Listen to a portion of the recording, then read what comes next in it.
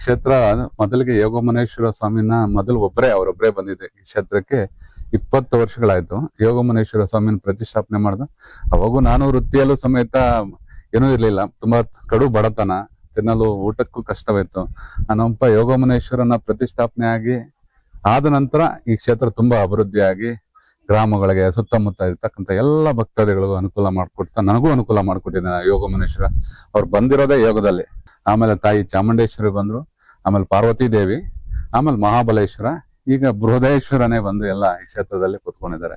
ನನಗೆ ಇದು ತುಂಬಾ ಹಿಂದೆ ಏನಂದ್ರೆ ಇದು ನಮ್ಮಲ್ಲಿ ಸಮಾನತೆ ಬಹಳ ಕಷ್ಟ ಆಯ್ತು. ನಮ್ಮ ಚಿಕ್ಕಬಳ್ಳಾಪುರ ಡಿಸ್ಟ್ರಿಕ್ಟ್ ನಿಮ್ಗೆ ಗೊತ್ತಿದೆ, ಬಹಳ ಹಿಂದುಳಿದ ಜಿಲ್ಲೆ ಇರೋದ್ರಿಂದ. ಆಗ 20 ವರ್ಷದಿಂದ ಹೇಗಿತ್ತು ಅನ್ನೋದು ನಿಮ್ಗೆ ಗೊತ್ತಿದೆ. ಸಮಾನತೆ ಇರ್ಲಿಲ್ಲ. ಅದೊಂದೇ ನನಗೆ ತುಂಬಾ ಕಡೆ ಹೋದಾಗ ನೋವಾಗಿ, ಆ ಭಗವಂತನಲ್ಲಿ ಸಣ್ಣ ಗುಡಿ ನೀವು ನಿಂದೆ ನೋಡ್ಬೋದು, ಮೂಲ ಸನ್ನಿಧಿ ನಾವು ಪೂಜೆ ಮಾಡ್ತಾ ಇದ್ದಿದ್ದು. ಭಗವಂತನ ಸಂಕಲ್ಪ ಮಾಡ್ಕೊಂಡಿದ್ದಷ್ಟೇ. ಆ ದೇವರು, ಆ ಶಿವ ಬಂದು ಈ ಕ್ಷೇತ್ರದಲ್ಲಿ ನೆಲೆಸ್ಬಿಟ್ಟು, ಈಗ ನೀವು ನೋಡ್ಬೋದು ಯಾವುದೇ ಜಾತಿ ಭೇದ ಭಾವ ಯಾವುದೂ ಇಲ್ಲ. ನಾವು ದೇವರು ಅಂದ್ರೆ ನಾವು ಅವ್ರ ಮಕ್ಕಳು. ಎಲ್ಲರಿಗೂ ಪೂಜೆ ಪುನಸ್ಕಾರ ಎಲ್ಲೂ ಯಾರಿಗೂ ಅಡ್ಡ ಹಾಕೋದಿಲ್ಲ, ಯಾವುದೇ ರೀತಿ ಇದಿಲ್ಲ. ಈ ಕೈಯಲ್ಲಿ ಕೊಟ್ಟಿದ್ದು ಈ ಕೈ ಗೊತ್ತಾಗ್ಬಾರ್ದು ಅಂತ ಹೇಳಿ ದೇವ್ರು ಹೇಗೆ ಇದ್ ಮಾಡಿದ್ರು ಅದೇ ರೀತಿ ನಾನು ದೇವರಲ್ಲಿ ಕೇಳ್ಕೊಂಡಿರೋ ಒಂದೇ ಸಂಕಲ್ಪ. ನಾನು ವೃತ್ತಿಯಲ್ಲಿ ಸಿವಿಲ್ ಇಂಜಿನಿಯರ್ ಕೆಲಸ ಮಾಡ್ತಾ ಇದ್ದೀನಿ. ನನಗೆ ಕೆಲಸ ಕೊಡಪ್ಪ, ಅದ್ರಲ್ಲಿ ಬಂದಂತ ಲಾಭಾಂಶವನ್ನು ನೀನ್ ಸೇವೆ ಮಾಡ್ತೀನಿ. ನಾನು ಯಾರು ಭಕ್ತಾದಿಗಳು ಅವ್ರಿಗೆ ಒಳ್ಳೇದಾದ್ರೆ ಉಂಡಿಗೆ ಹಾಕ್ಬಿಟ್ಟು ಹೋಗೋದು, ನಾನೇನ್ ಬೇಡ ಅನ್ನೋದಿಲ್ಲ. ಬಟ್ ನಾನು ಯಾವ ಭಕ್ತಾದಿಗಳಿಂದ ಕೊಡಿ ಇವತ್ತವರೆಗೂ ಕೇಳಿಲ್ಲ.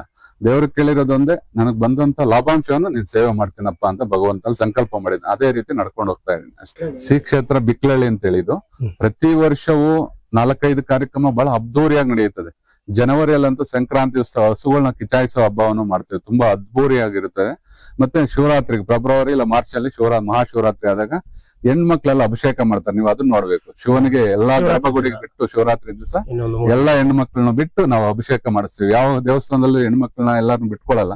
ಈ ಕ್ಷೇತ್ರದಲ್ಲಿ ಏನಂದ್ರೆ ಸಮಾನತೆ ಬರ್ಬೇಕು ಅನ್ನೋ ಒಂದು ಕಾರಣದಿಂದ. ಮತ್ತೆ ನಾವು ಯಾವುದೇ ದೇವಸ್ಥಾನಗಳು ಬೀಗ ಹಾಕಲ್ಲ. ನಾವೇನ್ ಅದ್ರಲ್ಲಿ ಚಿನ್ನಾಭರಣಗಳೇನು ಇಟ್ಟಿಲ್ಲ ದೇವರಿಗೆ. ನಾವು ಚಿನ್ನಾಭರಣ ದೇವ್ರಿಗೆ ಇಡಷ್ಟು ನಾವೇನು ಇದು ಮಾಡಿಲ್ಲ. ಎನಿ ಟೈಮ್ ಯಾರ ಬಗ್ಗೆ ಭಕ್ತಾದಿಗಳು ಬಂದ್ ಬೇಕಾದ್ರೆ ನೇರವಾಗಿ ನೋಡ್ಬೋದು. ಶಿವರಾತ್ರಿಗೆ ಬಹಳ ವಿಜೃಂಭಣೆಯಿಂದ ಶಿವರಾತ್ರಿ ಮಾಡ್ತೀವಿ. ನಂತರ ಮಾರ್ಚ್ ಏಪ್ರಿಲ್ ಅಲ್ಲಿ ಜಾತ್ರಾ ಮಹೋತ್ಸವವನ್ನು ಬಹಳ ಜೋರಾಗೆ ಮಾಡ್ತೀವಿ. ಪ್ರತಿ ವರ್ಷವೂ ಮಾಡ್ತೀವಿ. ಭಕ್ತಾದಿಗಳ ಸಮ್ಮುಖದಲ್ಲಿ ಯಾವುದೂ ನಮ್ಮ ಇದರಲ್ಲಿಲ್ಲ.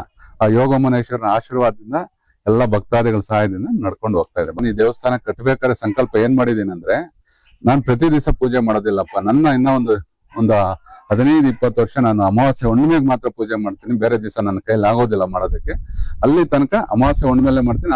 ತದನಂತರ ಪೂರ್ತಿ ದಿನ ನಾನು ಇಲ್ಲಿ ಇರ್ತೀನಿ ಅಂತ ಭಗವಂತನಲ್ಲಿ ಸಂಕಲ್ಪ ಮಾಡಿ, ಅಮಾವಾಸ್ಯೆ ಹುಣ್ಣಿಮೆಗೆ ಎಷ್ಟೇ ಕಷ್ಟ ಇರಲಿ ಏನೇ ಇರ್ಲಿ ಬಂದು ಆ ಸೇವೆ ಮಾಡ್ಕೊಂಡು ಹೋಗ್ತಾ ಇದೀನಿ. ಭಕ್ತಾದಿಗಳು ಬಂದು ಆ ಸಮಯಕ್ಕೆಲ್ಲ ಮಾಡ್ಕೊಂಡು ಅವರು ಆನಂದದಿಂದ ಹೋಗ್ತಾರೆ.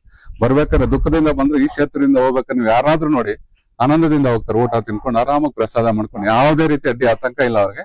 ಎಲ್ಲಾ ಪೂಜಾ ಕಂಕರಗಳಲ್ಲೂ ಭಾಗವಹಿಸಿ ಪೂಜೆ ಮುಗಿಸ್ಕೊಂಡು ಊಟ ಮಾಡ್ಕೊಂಡು ಪ್ರಸಾದ ತಗೊಂಡು ಹೋಗ್ತಾರೆ. ಎಲ್ಲಾ ಭಕ್ತಾದಿಗಳು ಓಡ್ತಾರೆ. ಈ ಕ್ಷೇತ್ರಕ್ಕೆ ಬರ್ತಕ್ಕಂತ ಭಕ್ತಾದಿಗಳಿಗೆ ಆ ಯೋಗಮನೇಶ್ವರನ ಆಶೀರ್ವಾದ ಸಿಗ್ಲಿ.